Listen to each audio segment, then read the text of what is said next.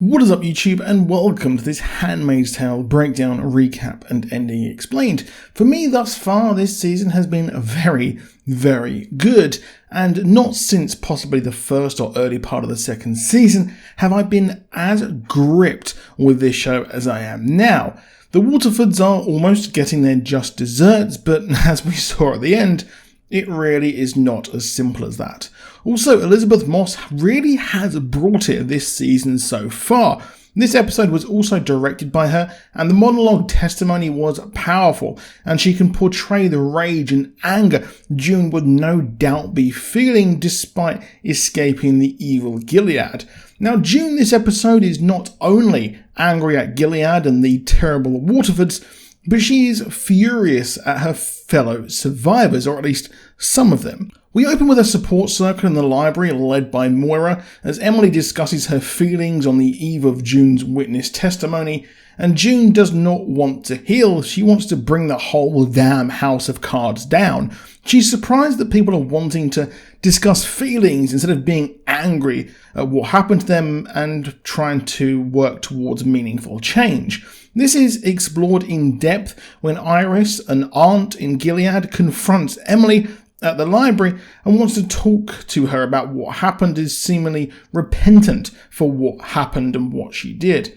Now, June is bemused that Emily isn't angry or furious and thinks that Emily needs to confront and feel her anger build up and really try and, get some vitriol going. And, well, it's an interesting one nonetheless. She would later bring Iris to a meeting and she explains what happened, and there is a very, very cool moment where this is the reverse of an aunt and the handmaids. While the handmaids are to sit in circles and shame sinners and led by the aunts and even lambasted by aunts like Lydia, the aunt is in the circle here while June takes the place of the aunt, leading the bile. It's a great piece of shooting and acting from all involved. We learn Iris was the one who snitched to the eyes about Emily's lover in Gilead, leading that lover to be executed and Emily to sadly be mutilated. Now, Moira in this episode has more of a level head, which I wonder if it is because she has been out longer and tries to get Emily to get Iris to testify, which would be a superb boon for the case against Gilead, except after her repenting to Emily and the group, Emily would then drive to her address only to discover that this aunt had killed herself, racked with guilt over her time and actions in Gilead.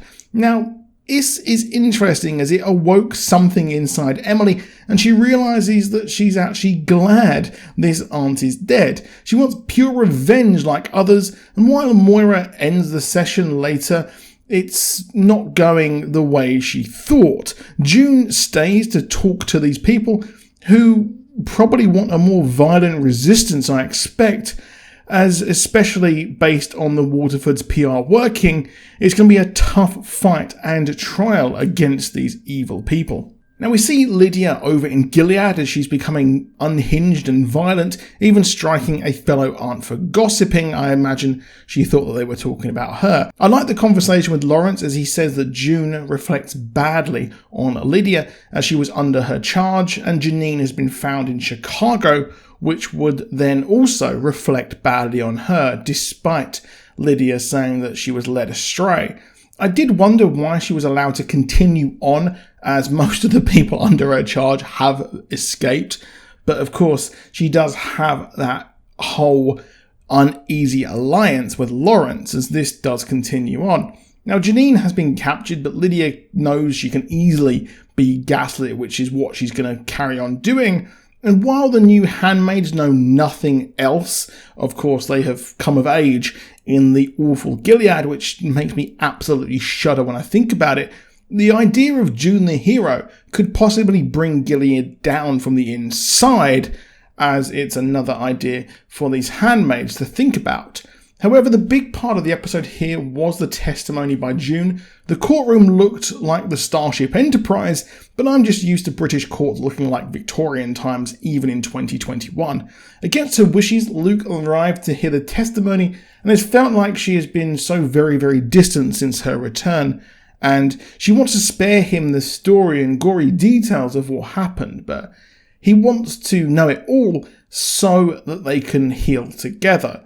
She speaks about what happened in the courtroom, except the defense question her purity and saying how she had an affair with a married man, hinting at her sin and basically being slut-shamed, especially as she asked to be a handmaid. But June puts it that it was that or the colonies, which was pretty much certain death, of course, due to the nuclear waste there. She also did not choose to be abused by Fred when she was pregnant. So it seems like they're going to go with that angle that Fred, while doing and following the orders there, using the Nuremberg defense that the Nazis used, well, he went above his station and went out of that by abusing her more than just the ceremony. However, Fred has an outburst which seemed unwise. However, he says that it was a necessity as the birth rate is rising in Gilead, the only place on earth, and that he and Serena have been rewarded with a child for their marriage. Now, that is curious there, as he's basically saying that while they did absolutely abhorrent things, the end result is actually working. While June is disgusted by this and walks out and won't face him until the trial, well, the PR work of Serena wearing the teal and being by her husband's side, doing the whole Hillary Clinton thing, well, they are framing Serena being pregnant as a gift from God. Now, this works as they walk out of court to supporters, and while I could never imagine anyone supporting this abhorrent little man, their story has resonated with the religious extremist, which makes things very, very complicated for the survivors. As we saw a few seasons ago, Gilead's big advantage is their birth rate, which allows them a seat at the table of trade, but that's not been going very well recently. Lawrence is finally in a good position to open up trade, and I can imagine a government throwing the survivors under the bus for a birth rate like Gilead's. However, June and her survivors' fury will be a big speed bump to that. Overall, this was a superb episode, and while it was pretty much in just 3 little locations, a lot happened. A lot happened here with his testimony and the reaction to the Waterfords. I really did enjoy this episode and am loving this season thus far. I've recently just caught up on it. I've been watching it since it came out, but having breaks here and there, and I hope to bring you weekly videos for this latter twilight of the season. So if you enjoyed the video, please do drop a like down below. Do subscribe with notifications on. And I'll see you again on Friday for a Sweet Tooth Netflix video and a Quiet Place 2 video on Saturday. I'll see you soon. Hope you enjoy your rest of your day, and goodbye.